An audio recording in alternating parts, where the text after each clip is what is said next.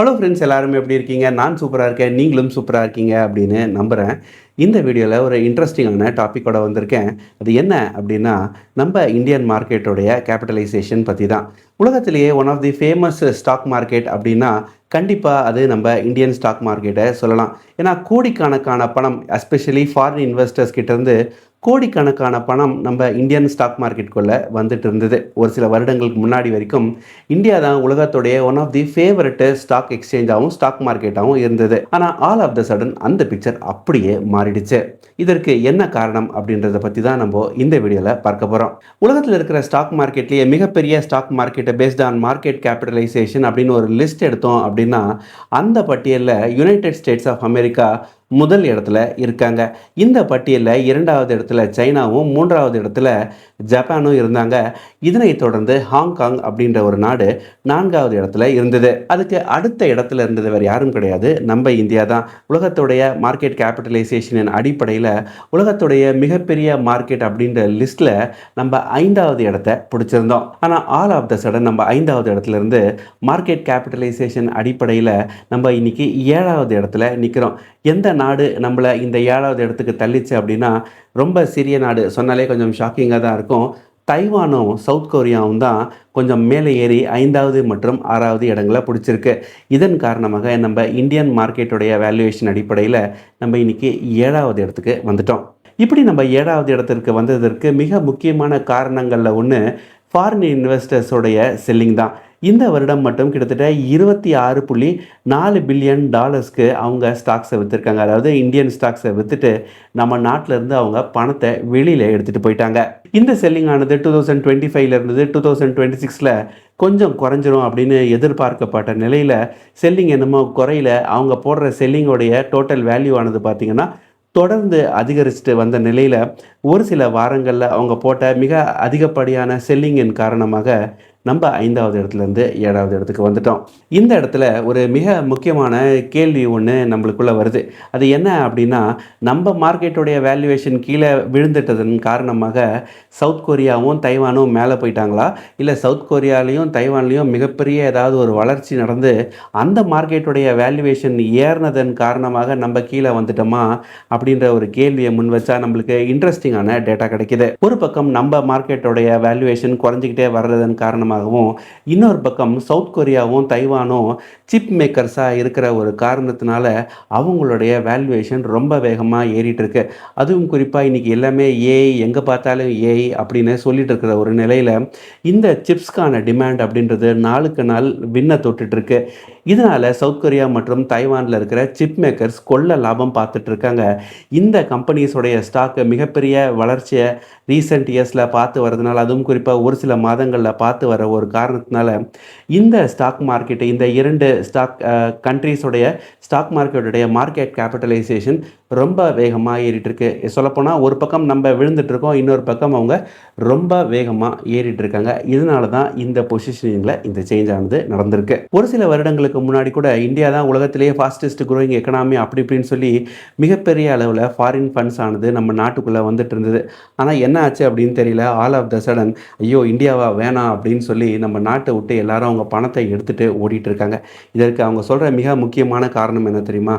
நிறைய காரணங்கள் இருக்குது. அதில் நம்பர் 1 ரீசன் அப்படின்னா, ஏஐ தொழில்நுட்பம் சார்ந்த தொழிற்சாலைகள் நம்ம இந்தியாவில் இல்லையா. இதை ஒரு காரணமாக சொல்லி நம்ம நாட்டிலேருந்து அவங்க பணத்தை வெளியில் எடுத்துகிட்டு போயிட்டுருக்காங்க. எக்ஸாம்பிள் ChatGPT இந்த மாதிரியான நிறைய ஏஐ கம்பெனிஸ் இருக்குது. அவங்களுடைய சிப் மேக்கிங் ஃபெசிலிட்டிஸ் ஆகட்டும், அவங்க பயன்படுத்துகிற அந்த டிவைசஸ் ஆகட்டும், அதெல்லாம் நம்ம நாட்டில் தயாரிக்கிறதுக்கான ஃபெசிலிட்டியோ அதற்கான இண்டஸ்ட்ரீஸோ பெரிய அளவில் இல்லாத ஒரு காரணத்தினால நம்ம அவுட்டேட்டட், நீங்கள்லாம் பழைய ட்ரெண்டில் இருக்கீங்க, நாங்கள் புது டெக்னாலஜியை நோக்கி நகர்றோம் அப்படின்னு சொல்லி நிறைய ஃபாரின் இன்வெஸ்டர்ஸ் நம்ம நாட்டில் விற்றுட்டு இந்த செமிகண்டக்டர் இந்த மாதிரி ஏஐக்கான தொழில்நுட்பத்தை தயாரிக்கிற நாடுகளில் அவங்க பணத்தை போய் வேகமாக போட்டுட்ருக்காங்க. அடுத்த மிக முக்கியமான காரணம், அதாவது 2வது காரணம், நம்ம இந்திய ரூபாயின் மதிப்பு தொடர்ந்து வீழ்ச்சி அடைஞ்சு வர்றது ஒரு மிக முக்கியமான காரணமாக பார்க்கப்படுது. ரூபாயின் மதிப்பு வீழ்ச்சி அடைஞ்சால் ஒரு ஃபாரின் இன்வெஸ்டர் எப்படி பாதிக்கப்படுவார் அப்படின்றத ஒரு எக்ஸாம்பிளோட சொல்கிறேன். ஸோ உங்களுக்கு ஒரு பெட்டர் பிக்சர் ஆனது கிடைக்கும். எக்ஸாம்பிளுக்கு வெளிநாட்டில் இருக்கிற ஒரு ஃபாரின் இன்வெஸ்டர்ஸ் நம்ம இந்தியன் ஸ்டாக் மார்க்கெட்டில் இருக்கிற ஸ்டாக்ஸில் ஒரு $1000 முதலீடு செய்கிறாரு அப்படின்னு வச்சுப்போம். ஒரு சில வருடங்களுக்கு முன்னாடி செய்கிறாரு அப்படின்னு அஸ்யூம் பண்ணிப்போம். அன்னைக்கு மார்க்கெட்டோடைய அதாவது மார்க்கெட்டில் டாலருடைய மதிப்பு இந்தியன் ருப்பி வெர்சஸ் யூஎஸ் கரன்சியோடைய மதிப்பு ஒரு $91 அப்படின்னு நம்ம அஸ்யூம் பண்ணிக்கலாம். அப்போது நம்ம ஒரு வேல்யூவேஷன் படி நம்ம ஒரு மதிப்பு படி அவர் $1000 இன்வெஸ்ட் பண்ணுறாரு அப்படின்னா $1000 இன்ட்டு 91 அப்படின்னா கிட்டத்தட்ட $91,000 நம்ம நாட்டில் நம்ம ஒரு கணக்குக்கு அவர் முதலீடு செஞ்சுருக்காரு. நம்ம மார்க்கெட் அவர் இன்வெஸ்ட் பண்ண அந்த ஸ்டாக்ஸோடைய வேல்யூவேஷன் ஒரு 10% ஏறி இருக்கு அப்படின்னு சொல்லி நம்ம எடுத்துக்கிடலாம். அப்போ அவருடைய டோட்டல் போர்ட்ஃபோலியோடைய வேல்யூவானது $1,100,000 இருக்கும். இது அப்படியே அவங்களுடைய வேல்யூவேஷனுக்கு அவர் கன்வெர்ட் பண்ணிட்டாரு அப்படின்னா இந்த $1,100,000 $91 வகுத்தா அவருக்கு கிட்டத்தட்ட ஒரு 10% லாபம் அப்படின்னா $1,100 அப்படின்ற மாதிரியான ப்ராஃபிட் அவருக்கு கிடைக்கும். அதாவது அவர் இன்வெஸ்ட் பண்ண தொகை $1000, அவருக்கு கிடைச்ச லாபம் $100, ரெண்டுத்தையும் சேர்த்தா $1,100 அப்படின்ற ஒரு லாபத்தை அவர் வீட்டுக்கே எடுத்துகிட்டு போவார். இதுவே இப்போது என்ன நடந்துட்டு இருக்கு அப்படின்னு சொல்கிறேன். ஸோ இவங்க வெளியில் ஏன் போகிறாங்க அப்படின்றது கிளியராகவே புரியும். இப்போ அதே இன்வெஸ்டர் ஒரு 2 வருடங்களுக்கு முன்னாடி ஒரு $1000 நம்ம மார்க்கெட்டில் முதலீடு செஞ்சுருக்காரு அப்படின்னு அஸ்யூம் பண்ணிக்கலாம். பழைய எக்ஸாம்பிள் தான். அப்போ நம்ம ருப்பியோடைய வேல்யூவேஷன் ஒரு $91 இருந்திருக்கு. அப்போ அவர் முதலீடு செஞ்ச total value in Indian currency அப்படின்னு எடுத்தோம்னா ஒரு $91,000 வரும். அவர் இன்வெஸ்ட் பண்ண ஸ்டாக்ஸோடைய வேல்யூ ஒரு 10% ஏறிச்சு அப்படின்னா அவருடைய டோட்டல் போர்ட்ஃபோலியோடைய வேல்யூ ஒரு $1,100,000 அப்படின்ற மாதிரி வரும். ஒரு 10% ப்ராஃபிட்டு அவருக்கு கிடச்சிருக்கு. இப்போது அந்த ஸ்டாக்ஸை விற்றுட்டு அவருடைய நாட்டு கரன்சியில் டாலரில் அதை அவர் கன்வெர்ட் பண்ணிக்கிட்டாரு அப்படின்னா எப்படி அவருக்கு திரும்ப ப்ராஃபிட் கிடைக்கும் அப்படின்றத க்ளீனாக இப்போ பார்த்துடலாம். அவருக்கு கிடைச்ச லாபமான $1,100,000 $97 வகுத்தோம் அப்படின்னா அவருக்கு $1,032 அப்படின்ற ஒரு நம்பர் கிடைக்கும். இதற்கு முன்னாடி $91 அப்படின்னு இருக்கும்போது அதே $1,100,000 நம்ம $91 வகுத்தோம் அப்படின்னா அவருக்கு $1,100 கிடச்சிருக்கும். இப்போ ருப்பியோடைய வேல்யூ டிப்ரிஷியேட் ஆனதன் காரணமாக இப்போ அவருக்கு $1,032 மட்டுமே கிடச்சிருக்கு. இதற்கு முன்னாடி அவர் நாட்டுக்கு கன்வெர்ட் பண்ணி அந்த பணத்தை எடுத்துகிட்டு போகும்போது அவருக்கு 10% ப்ராஃபிட் ஆனது கிடச்சிது. ஆனால் இப்போ அவருக்கு $32 ப்ராஃபிட் மட்டுமே கிடச்சிருக்கு. அதாவது 3.2% ப்ராஃபிட் மட்டுமே அவருக்கு இப்போ கிடச்சிருக்கு. ஸ்டாக்கோடைய வேல்யூவேஷனில் எந்த ஒரு மாற்றமும் இல்லை, அவருக்கு கிடைச்ச ப்ராஃபிட்டில் எந்த ஒரு மாற்றமும் இல்லை. ஆனால் நம்ம இந்தியன் ருப்பியோடைய வேல்யூ டிப்ரிஷியேட் ஆனதன் காரணமாக அவருக்கு கிடைச்ச லாபமானது குறைஞ்சிருச்சு. இப்படி லாபம் கம்மியாச்சு அப்படின்னா யார் தான் அவங்க பணத்தை ஒரு நாட்டில் வச்சுருப்பாங்க அப்படின்றத யோசித்து பார்க்கணும். நம்மளாக இருந்தாலும் என்ன செய்வோம், பெருசாக லாபம் இல்லைப்பா, 1% 2% தான் கிடைக்குது, எங்கே நல்ல லாபம் கிடைக்குதோ அந்த ஊரில் போய் பணத்தை போடலாம் அப்படின்னு சொல்லி அவங்க முடிவெடுப்பாங்க. அதை தான் அவங்க செஞ்சுட்டும் இருக்காங்க. ஸோ நம்ம இந்தியன் மார்க்கெட்ஸை விட்டுட்டு அவங்க வேகமாக அவங்க பணத்தை எந்த இடத்துல நல்ல க்ரோத் இருக்கோ அந்த இடத்துல போய் அவங்க பணத்தை இன்வெஸ்ட் பண்ணிகிட்டு இருக்காங்க. மூன்றாவது மிக முக்கியமான காரணமாக பார்க்கப்படுறது நம்மளுடைய ஜிடிபி க்ரோத். நம்ம ஜிடிபி நல்லா தான் இருக்குது. இன்னுமே எவ்வளோ பேர் பணத்தை எடுத்துகிட்டு நம்ம நாட்டை விட்டு போனாலுமே உலகத்தோடைய one of the strongest economies அப்படின்னா அது இந்தியா தான். அதில் எந்த ஒரு டவுட்ஸுமே இல்லை. என்ன தான் ஈரான் அமெரிக்கா கான்ஃப்ளிக்ட்டு, ஏகப்பட்ட Russia Ukraine conflict, oil crisis, petrol crisis அப்படி இப்படின்னு சொல்லி நிறைய விஷயங்கள் வந்தாலுமே இந்தியா நாட்டோட எக்கனாமி ரொம்பவே ஸ்ட்ராங்காக தான் இருக்குது அப்படின்றதுல எந்த ஒரு டவுட்ஸும் கிடையாது. இதற்கு முன்னாடி நம்ம ஜிடிபி 2027 மார்ச்சில் நம்ம ஒரு 7.6% க்ரோத்தை அச்சீவ் பண்ணுவோம் அப்படின்னு சொல்லி எஸ்டிமேட் பண்ணியிருந்தாங்க. பட் அட் ப்ரெசென்ட் இப்போ இருக்கிற ஜியோ பொலிட்டிக்கல் டென்ஷன்ஸின் காரணமாக அதை கொஞ்சம் டவுன்கிரேட் பண்ணியிருக்காங்க. ஒரு 7 இல்லை 6.9% இருக்கலாம் அப்படின்ற மாதிரி எஸ்டிமேட் பண்ணுறாங்க. இந்த டவுன்கிரேட் ஒருவேளை எக்கனாமி வீக்கராக போச்சு, ஜிடிபி குறைஞ்சிது அப்படின்னா அவங்க நாட்டுடைய ஸ்டாக் மார்க்கெட் எப்படி பெர்ஃபார்ம் பண்ணுவோம் அப்படின்ற ஒரு பயத்துலையும் நிறைய பேர் அவங்க பணத்தை வெளியில் எடுத்துகிட்டு போயிட்டு இருக்காங்க. ஸோ நம்ம நாட்டை விட்டு பணம் ஏன் வெளியில் போகுது அப்படின்றதுக்கான மிக முக்கியமான காரணங்களை சொல்லிட்டேன். ஸோ உங்களுக்கு ஒரு பெட்டர் பிக்சர் இப்போ கிடைக்கும் அப்படின்னு நம்புகிறேன். எதனால் நம்ம இந்த மார்க்கெட் கேபிட்டலைசேஷன் ரேங்கிங்கில் நம்ம 7வது இடத்துக்கு தள்ளப்பட்டிருக்கோம் அப்படின்றது. நம்ம நாட்டை பார்த்துட்டோம். அப்போது சவுத் கொரியாலையும் தைவான்லேயும் என்ன நடக்குது அப்படின்றத நம்ம பார்த்துட்டா எங்கே பணம் போகுது அப்படின்றது ரொம்ப கிளியராகவே புரிஞ்சிடும். இந்த சவுத் கொரியா, தைவான் மாதிரியான நாடுகளில் நிறைய செமிகண்டக்டர் இண்டஸ்ட்ரீஸ் இருக்குது. இன்றைக்கி இருக்கிற இந்த ஏஐ தொழில்நுட்பத்துக்கு நிறைய செமிகண்டக்டர்ஸ் அண்ட் சிப்ஸோடைய தேவையானது ரொம்பவே அதிகமாக இருக்குது. இவங்க எல்லாம் இந்த சிப் மேனுஃபேக்சர் தான் அவங்க ஒரு பிரதான தொழிலாக கொண்டு இருக்கிற ஒரு காரணத்தினால அவங்க காட்டில் மழை அப்படின்னு சொல்லலாம். தைவானில் டிஎஸ்எம்சி, கொரியாவில் சாம்சங் எலக்ட்ரானிக்ஸ், ஹைனிக்ஸ் போன்ற இந்த ஐசி காம்போனன்ட் மேக்கர் நிறைய இருக்கிறதுனால இவங்க தான் ஒரு மிகப்பெரிய ஒரு மார்க்கெட்டை ஹோல்ட் பண்ணிட்டு இருக்கிற ஒரு காரணத்தினால இந்த ஸ்டாக்ஸ், அதாவது இந்த கம்பெனியுடைய ஸ்டாக்ஸ் வந்து ஏறுச்சு அப்படின்னா அவங்க மார்க்கெட்டுமே பயங்கரமாக ஏறுது. வெயிட்டேஜ் அப்படின்னு சொல்லுவாங்க.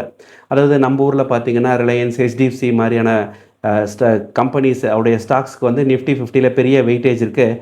அதே மாதிரி இந்த நாடுகளில் இப்போ நான் சொன்ன ஸ்டாக்ஸோடைய வெயிட்டேஜ் பார்த்திங்கன்னா ரொம்ப ரொம்ப அதிகமாக இருக்குது. நம்ம இந்தியன் மார்க்கெட்டில் இருக்கிற ஹெச்டிஎஃப்சி பேங்க்குக்கோ ரிலையன்ஸுக்கோ அந்தளவுக்கு வெயிட்டேஜ் இருக்காது. ஒரு 6% 7% இருக்கலாம். ஆனால் டிஎஸ்எம்சி மாதிரியான கம்பெனிஸ்க்கு தைவான் இண்டெக்ஸில் அவங்களுடைய வெயிட்டேஜ் ஆல்மோஸ்ட் ஒரு 55% இருக்கிற ஒரு காரணத்தினால அந்த கம்பெனி நல்லா பர்ஃபார்ம் பண்ணுறதுனால அந்த நாட்டுடைய ஸ்டாக் மார்க்கெட் கேபிட்டலைசேஷன் அப்படியே விண்ண தொடுது அப்படின்னு சொல்லலாம். இந்த ஒரு காரணத்தினால தான் இந்த நாடுகளுடைய மார்க்கெட் கேபிட்டலைசேஷன் ரொம்ப வேகமாக ஏறுதே தவிர மற்றபடி ஒரு ஓவரால் க்ரோத் இருக்கா, பெரிய வளர்ச்சி அந்த நாடு சந்திச்சிச்சா அப்படின்னு கேட்டால் இல்லை. செலக்டிவான 2-3 கம்பெனிஸோடைய ஸ்டாக்ஸு ரொம்ப பிரம்மாண்டமாக ஏறின ஒரு காரணத்தினால அவங்க வந்து இன்றைக்கி 4வது இடத்துக்கும் 5வது இடத்துக்கும் அல்ல 4, 5, 6 அப்படின்ற ஒரு இடத்துக்கு அவங்க வந்துட்டுருக்காங்க. அதற்காக நம்ம பின்னாடி வந்துட்டோமா அப்படின்னு கேட்டால் இல்லை அப்படின்றது தான் என்னுடைய பாயிண்ட்டாக இருக்குது. உங்களுடைய கருத்துக்கள் என்னவாக இருக்குது அப்படின்றத கமெண்ட் செக்ஷனில் சொல்லுங்கள். ரீசெண்டாக ஒரு சில நாட்களுக்கு முன்னாடி இந்த தைவான் ஸ்டாக் எக்ஸ்சேஞ்ச் ஆகட்டும், கொரியன் ஸ்டாக் எக்ஸ்சேஞ்ச் ஆகட்டும் மிகப்பெரிய அளவில் விழுந்தது. கொரியன் ஸ்டாக் எக்ஸ்சேஞ்செலாம் வந்து 10% டவுன் சர்க்கியூட் அடிச்சது. இதற்கு மிக முக்கியமான காரணம் ஓரிரு ஸ்டாக்ஸை நம்பி அந்த என்டையர் இண்டெக்ஸே இருக்கிற ஒரு காரணம் தான். நம்ம இந்தியாவை எடுத்துக்கிட்டோம் அப்படின்னா அப்படிப்பட்ட ஒரு சிச்சுவேஷனில் ரொம்பவே டிவர்சிஃபைடான ஒரு எக்கனாமி, ரொம்பவே டிவர்சிஃபைடான ஒரு வெயிட்டேஜ் இருக்குது. நிறைய செக்டர்ஸில் வந்து ஃபார்மா ஆகட்டும், பேங்கிங் சர்வீசஸ்ன்னு சொல்லி நிறைய கம்பெனிஸ் இருக்குது. வெயிட்டேஜ் வந்து ரொம்பவே ஈவன்லி டிஸ்ட்ரிபியூட் ஆகிருக்கு. ஸோ அதனால தான் வந்து நம்மளுக்கு ஒரு பெரிய ஒரு க்ரோத் இல்லை அப்படின்னு சொல்லலாம். ஏன்னா இது ஒரு வகையில் நல்லது அப்படின்னு கூட சொல்லலாம். ஏன்னா ஒரு கம்பெனியை நம்பி இருக்கும் பட்சத்தில் அந்த கம்பெனி திவால் ஆகிடுச்சு, எதுனா ஆகிடுச்சு அப்படின்னா மொத்த மார்க்கெட்டே கொலாப்ஸ் ஆக சான்சஸ் இருக்குது. கொரியாவில் எக்ஸாக்டாக அதுதான் நடந்தது. அந்த பெரிய வளர்ச்சியை கண்ட அந்த ஸ்டாக் வந்து ஒரு 10% விழவே அவங்க எக்ஸ்சேஞ்சே விழுந்துருச்சு. ஸோ ஒரு வகையில் இது நல்லதா கெட்டதா அப்படின்னு தெரியல. எல்லாரும் என்ன சொல்கிறாங்க அப்படின்னா ஏஐ மிஸ் பண்ணிட்டோம், ஏஐ கேமில் நம்ம இல்லை அப்படின்னு சொல்கிறாங்க. என்னுடைய பார்வையில் ஏஐ கேமில் இல்லை அப்படின்றது ஓகே தான். பட் நம்மளுடைய டிவர்சிஃபிகேஷன் ரொம்ப ஸ்ட்ராங்காகவே இருக்குது. லாஸ்ட் பட் நாட் லீஸ்ட் இன்னொரு மிக முக்கியமான காரணம் impact of AI on Indian IT companies. AI வந்ததுக்கப்புறம் ஐடி கம்பெனிஸோடைய கதை முடிஞ்சிருச்சு அப்படின்னு சொல்லி ஃபாரின் இன்வெஸ்டர்ஸ் நம்புகிறாங்க. கிட்டத்தட்ட $60 பில்லியன் இருந்த நம்ம இந்தியன் ஐடி செக்டருடைய வேல்யூவேஷன் இன்றைக்கி வெறும் ஒரு $38 பில்லியன் குறைஞ்சிருக்கு. Over the period of 1 year வந்து நம்ம கிட்டத்தட்ட ஒரு 36% வந்து டிக்ளைன் ஆகிருக்கும். நிஃப்டி ஐடி இண்டெக்ஸ் கிட்டத்தட்ட 23% மேலே வந்து விழுந்திருக்கு. அதோடைய பீக்கில் இருந்து விழுந்திருக்கு. இதுவே நிஃப்டியை கம்பேர் பண்ணோம் அந்தளவுக்கு ஃபால் கிடையாது. ஒரு 10% ஒரு 15% ஃபால் ஆகிருக்கலாம். மேக்ஸிமம் இந்த லோவை டச் பண்ணிட்டு பவுண்ட் ஆகிருக்கலாம். பட் ஐடி செக்டரை பொறுத்தவரையில் அது மோர் தென் ஒரு 25% கிட்ட ஃபால் ஆகிருக்கிறதுக்கு மிக முக்கியமான காரணம் இங்கே இந்த ஏஐனால் ஐடி இண்டஸ்ட்ரியுடைய கதை முடிஞ்சிடும் அப்படின்னு சொல்லி நிறைய பேர் பயப்படுறாங்க. ஃபாரின் இன்வெஸ்டர்ஸும் நம்புகிறாங்க. அப்படி நம்புறதுனால தான் அவங்க அந்த செல்லிங்கையுமே போடுறாங்க. இந்த வீடியோவில் நான் கடைசியாக முன்வைக்கிற ஒரு கேள்வி, நம்ம ஏஐ ரேஸில் இந்த செமிகண்டக்டர் மேனுஃபேக்சரிங்கில் மிஸ் பண்ணிட்டோம், அந்த பஸ்ஸை மிஸ் பண்ணிட்டோம் அப்படின்னு நீங்கள் நினைக்கிறீங்களா? இல்லை இந்த ஏஐ பூம்லாம் ஷார்ட் லிவ்டாக இருக்க போகுது, நம்ம எக்கனாமி நம்மளுடைய கம்பெனிஸ் ரொம்ப ஸ்ட்ராங்காக தான் இருக்குது, ஸோ நம்ம இதை பற்றியும் பயப்பட வேண்டியதில்லை அப்படின்னு நினைக்கிறீங்களா? உங்களுடைய கருத்துக்கள் என்ன அப்படின்றத கமெண்ட் செக்ஷனில் சொல்லுங்கள். இதே மாதிரி நிறைய அப்டேட்ஸ்க்கு மறக்காமல் நம்ம சேனலை சப்ஸ்கிரைப் பண்ணிக்கோங்க. நன்றி, வணக்கம்.